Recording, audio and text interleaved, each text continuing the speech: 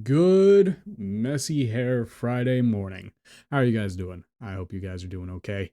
Welcome back or welcome to my channel. Today we're going to be taking a look at Longlegs, which came out I think a couple weeks ago at this point. Before we hop into the good, the bad, and the Nick Cage, I have two other channels in case you're interested. I have a live streaming channel where I upload my live streams from Twitch. There we go. Frickin'. First try! Let's go! That has never happened for me. And then I also have a food channel where I cook food and teach you guys what I know about cooking, and we learn together through mistakes and so forth and so on. What I'm gonna do is gonna very carefully, without burning your fingers. I said without burning your fingers.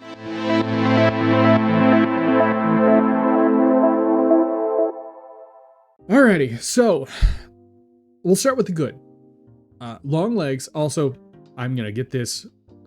I'm interrupting myself. I'm getting this out of the way right now. Spoiler warning. Major spoiler warning. I get into some pretty important details in the movie that I would like to discuss. And so if you haven't seen the movie already, go see it if you want to. If you really don't care and you just want to hear a review on the movie to see if you even want to go see it and you don't care about spoilers, then stick around. We're going to focus on the good, though. For the beginning part of the entire movie, so like the movie is like an hour and 45 minutes long for the first half of the movie, right? It's really good. I really enjoyed the first half of the movie. It built tension extremely well. It built anxiety extremely well. It did a really good job of fortifying the idea of it being a suspenseful neo-noir type movie. It's got a cold, can't cuss this early into the video. It's got a very cold opening. It is brutal. It's straight to your face, lets you know what you're getting yourself into.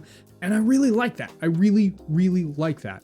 And as somebody whose one of his most favorite movies of all time is Seven, I could really appreciate the neo-noir style type of filmography that is going on in this movie. And it's so good.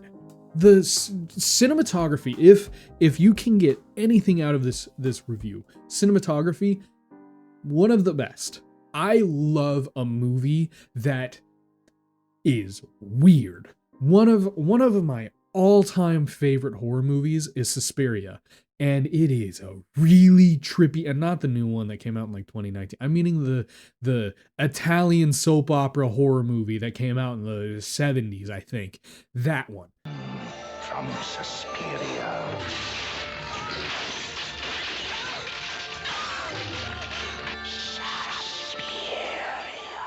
Oh, it is so good. It has the music by the Goblins, right?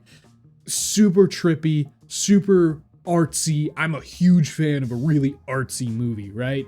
And for the first half of this film, and even for a good chunk of the later half of the movie, it is very artsy, very pretty to watch. It is visibly stimulating.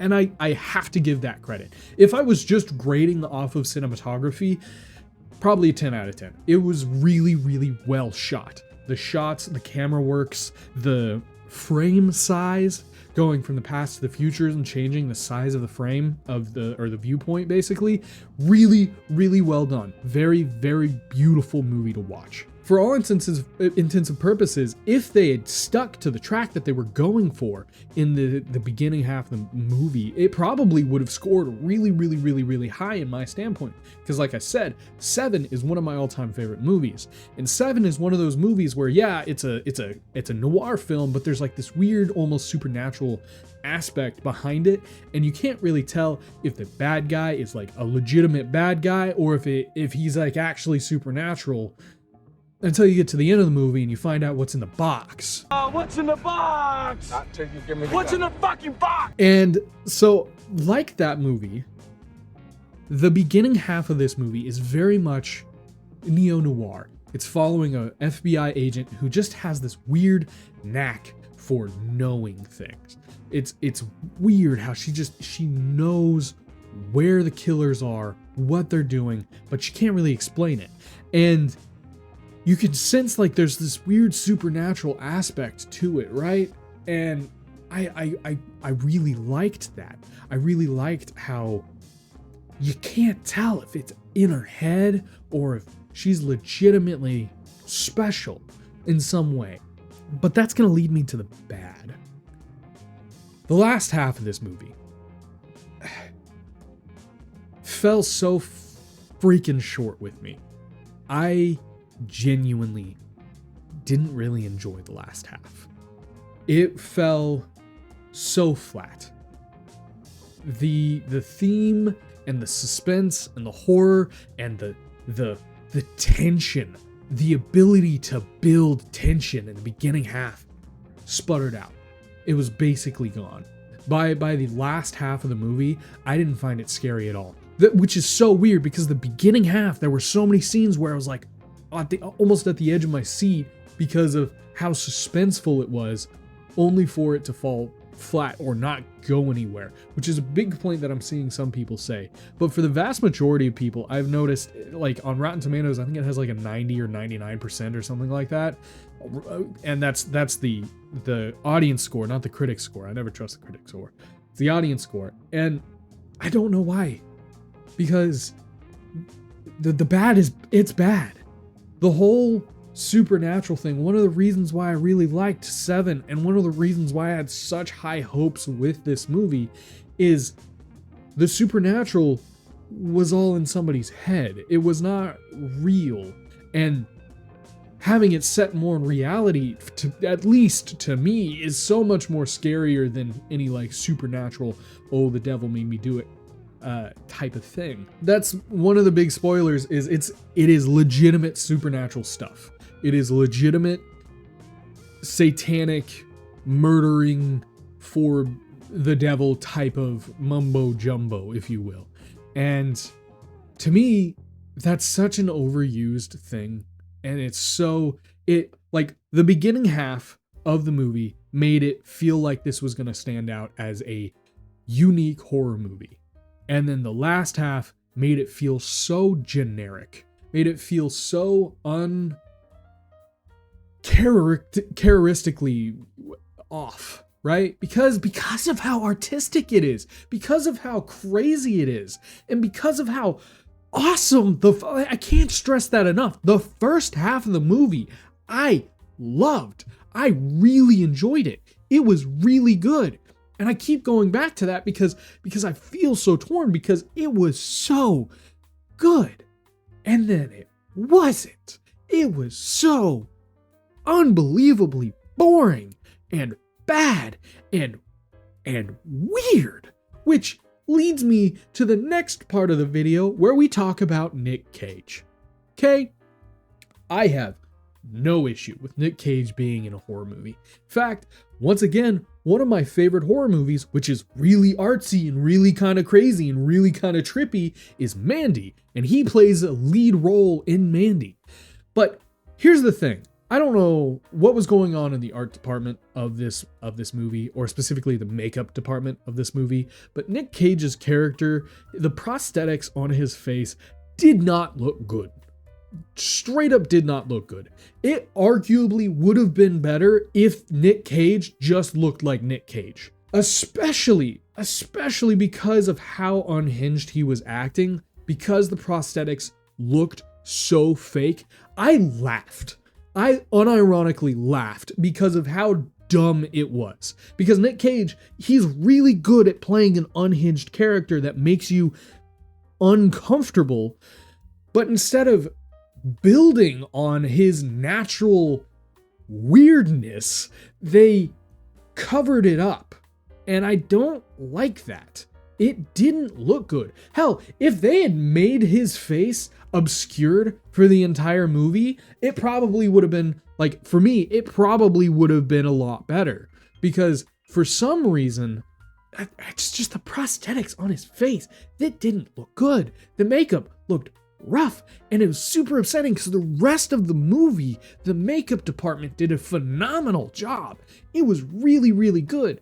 I loved that. And it's just, it fell so flat for me. It really did. And Nick Cage, like I said, he's really good at playing a super unhinged person. He did a phenomenal job in Mandy, so he can play somebody who's unhinged and slightly scary, or just straight up unhinged and that's what makes him scary. You have to let him be Nick Cage for that. If you're gonna have Nick Cage in your movie, he's so recognizable that you can't really do what they did to cover him up. Especially because Nick Cage had no part in any of the advertisements. I literally did not know he was in this movie until I saw the pre-credits where they like name off some of the names of the people who are going to be in the movie. No idea he was going to be in the movie, but as soon as I saw his name, I was like, okay, I know what I'm getting myself into now that I see that his name's there. But it wasn't even that. He wasn't even playing to his strengths. He was playing an unhinged character that, for all intents and purposes, was just silly. Which, I swear to God, every time he opened his mouth, I immediately got pulled out of the movie.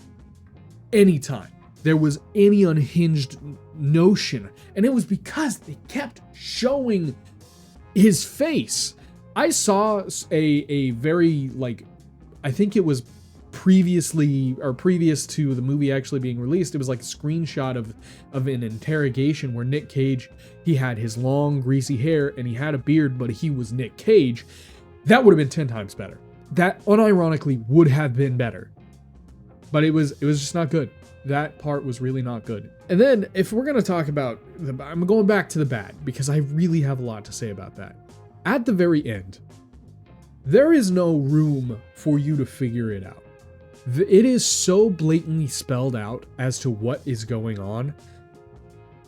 It's almost like they didn't trust the audience to put it together. They didn't trust the audience to have the cognitive ability to comprehend the complex story that even I noticed isn't all that complex. And that makes me really sad because I like watching movies where you don't fully get the gist of it, and you have to either go back and re-watch it, or you have to watch videos of people explaining it. I went into this movie fully anticipating on making a video explaining the ending of this movie because it had the makings of a movie that could have that ability. I can't. It's so blatant. If you want me to, I can do it in a YouTube short. Or the explaining of the Longlegs, basically. It's not worth a full video on the explanation of the ending. And it really hinders it for me. It really, really, really does. And that sucks because I was really looking forward to this movie. Initially, after watching it, I would have given it probably 7 out of 10. Like, that was my immediate response. But as somebody who doesn't like giving their immediate, unbiased not reaction, but like the opinion of a movie or whatever, now that I've had time to digest, because I watched it last weekend, I'm gonna have to give it like a 5 out of 10. I don't know if I'll ever watch it again. It was like I said, the beginning half, really good, really strong. If you want to watch a movie that's very visually stunning, watch this movie. But if you want to watch a movie with a good story, or a story that's complex, or anything involving the serial killer being interesting, I wouldn't watch it. But that's just my opinion, right? Be gentle. I know my opinion seems to be not the common opinion, especially with Rotten Tomatoes' score of this movie. If you disagree, let me know in the comments below what you think. Tell me why you like this movie. I not in like a defensive way. I'm genuinely curious as to why people enjoyed this movie. If it has anything to do with the beginning half, I completely agree. If they had stuck to that rhetoric and not just completely flipped it on its head and changed everything about how I was expecting the movie to be, then you and I can probably be best friends because I really enjoyed the beginning half of this movie. But I am curious as to what you guys think. And like I said at the very beginning, I do have 2 other channels. Check them out if you want to. Description, link, blah, blah, blah, so forth and so on. Like, subscribe, the whole jam. And I believe that is all that I have to say today. And so I'll catch you guys in the next video. See ya.